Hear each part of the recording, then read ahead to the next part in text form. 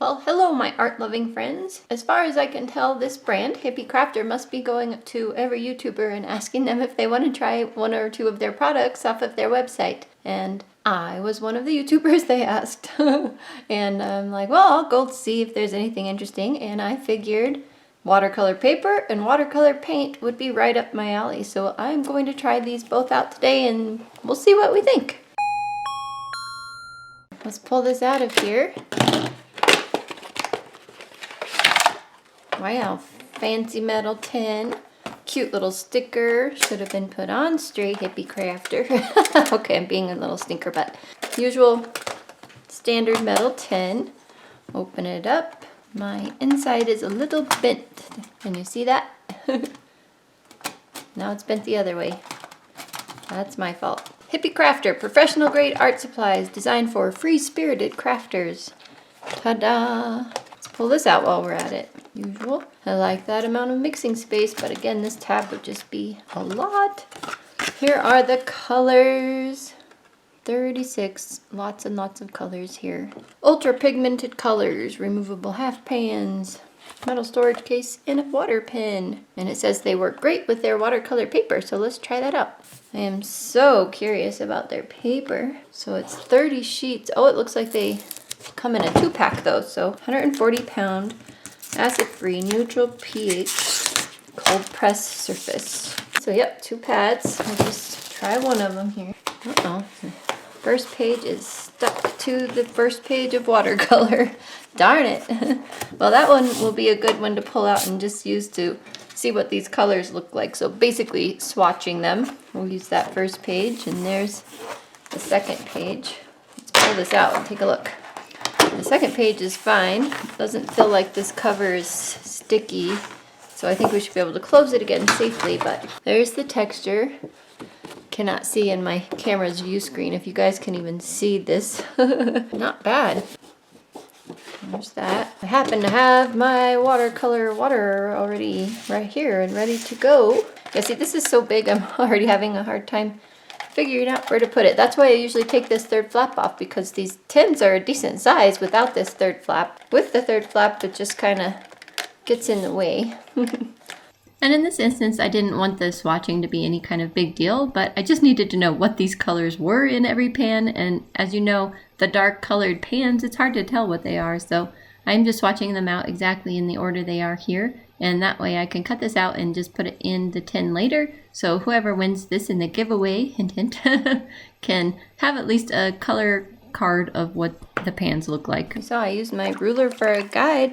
Now I better wash it, because the next time I put it over my watercolor paper, all that color will come off. Quite an interesting color selection. There's a lot of colors that are really similar. 3 oranges in a set is a lot. Look at all these browns, they're very similar. Even if you include this one as a brown, it's very similar to all of these. The blues here are very similar. The order they put these in is different. It's like you can get away with just these colors up here, and these ones down here are just a bonus, which is kind of interesting. I think I'm saying interesting a lot. So we have some pinks and some reds over here, so that's nice. Big variety in greens, which is great. I love greens. Big variety in yellows. Well, that's what they look like. Let's do a painting on this paper and see what we think of both the paper and the paints. Actually, before we start on their paper, I'm working in my Etcher sketchbook first, because I really just wanted to see what these paints were like on paper that I know and love. And there was a class by my old art teacher that I used to take classes from, boy, I don't know, 15 or more years ago, up in Aspen, Colorado. Anyway, he moved to Hawaii, but he still does these Zoom classes where we can paint in watercolor with him and follow along.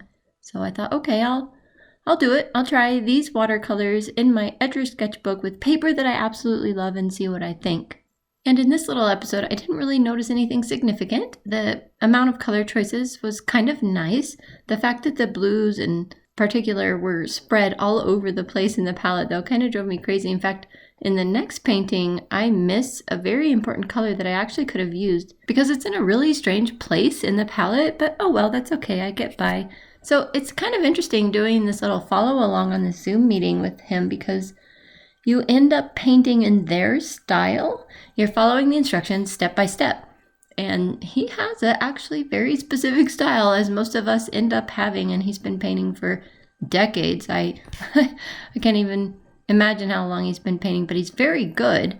However, yeah, I'm following instructions step by step, and I find I'm like, if I were just looking at the finished painting and then painting my own version of it, of course it would be faster. This was a 2-hour Zoom meeting. I didn't quite finish in the meeting. I ended up finishing on my own by just looking at the painting at the end and doing what I thought it needed to be finished. So kind of curious. I didn't actually go back and watch the end of the Zoom meeting to see how he says to finish the painting, but that's okay. So anyway, here I am following his instructions, and so I am really curious if you guys can tell this isn't my style. What is my style? I don't even know what my style is. Do you guys know my style? If so, I would love for you to tell me down below. But anyway, at the end, because I'm not watching the last 15 minutes of the Zoom meeting where they finished this painting up, I'm like, hey, I'm free. I'm free to do whatever I want. And I really like how it turns out in the end. And the colors are really pretty. The choices were nice. I don't know. It was fine. Working with these paints was fine. And I think that just goes to show you that your paper is actually your most important asset when it comes to painting, because you can get away with using a lot of different kinds of paint, and your paper can make or break it. So it'll be fun for you guys to see what I think of their paper when we get to this next episode here, the next painting, I should say. So you can see the view kind of switched here, and that's when I was just looking at their finished paint, his finished painting, and doing it all on my own however I wanted. So it's kind of fun between this stuff and Sketchbook Revival, which I am trying, I should say, to be a part of. I am actually using a lot of pages in this Etcher sketchbook, so we may have a sketchbook tour coming up pretty soon, which is really exciting because it's mostly all watercolor, and, you know, we love watercolor here. So who doesn't love watercolor? I mean, right, crazy? Anyway, right after this one is finished, we're kind of moving directly into the next painting, which is one I did together with my intermediate watercolor class, and I'll talk more about that later. But I wanted to try, I originally actually sketched it out on this paper, and then I thought, you know, this would be a good painting for my intermediate watercolor class. And they're like, no, this is not intermediate watercolor, this is advanced watercolor. I'm like, nah, you guys are good, you're good. So anyway, doing it on this paper was very interesting after having done it on Arch's paper. So yeah, again, I'll talk about that more later. So you can see here that I'm just laying in colors. I did mask off a lot, and that's why I started working at the bottom of the painting first, so that masking fluid could dry. And it was in this painting that I noticed every time I pulled a color from the paint pans, they were very much more opaque than I have been used to. So I think they're absolutely right. They don't mislabel their thing at all. It is mostly for crafters, professional crafters, if you will. And so it's fine. If I didn't know what I know today about watercolor, this set would last me a very long time, and I would be quite happy with it. But since I do know more about watercolor now, I know what I like, and I like the more transparent watercolors, although in several cases, I do really love and appreciate opaque colors.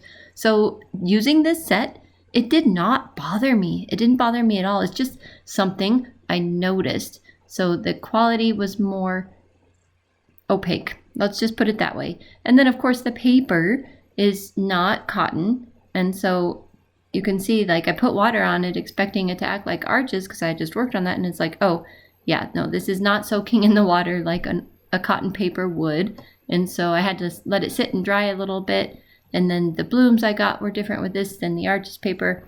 And so it was kind of interesting, but it was fun later to compare it to kind of the Canson paper. And I only talk about that comparison. I don't actually do it in this video, but I am very much used to the Canson paper because a lot of my students end up taking that kind of paper to class. And then that is the paper that I have here at home just for kind of scrap play around paper. Plus it's good for other stuff too, and I'll talk about that a little later in this video.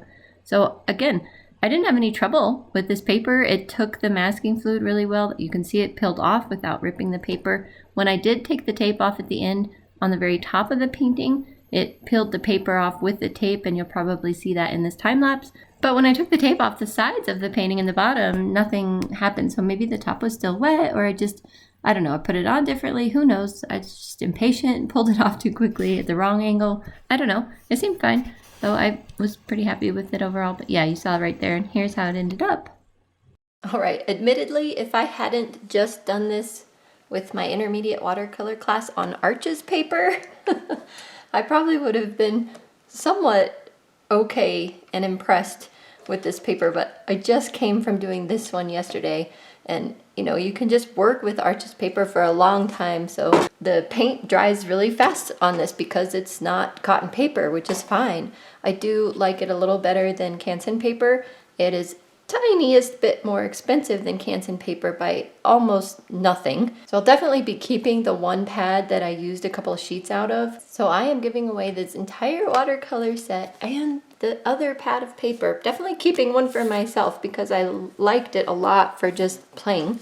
And sometimes this kind of paper is great, especially when I'm using the dye-based ink kind of stuff. I really like this kind of paper, so definitely keeping the one that I already used some out of. But the corner is a little tiniest bunged up. Anyway, if you would like to have this watercolor set and this pad of paper for yourself, just use the word giveaway anywhere in your comment down below. And it needs to be US only because this is heavy.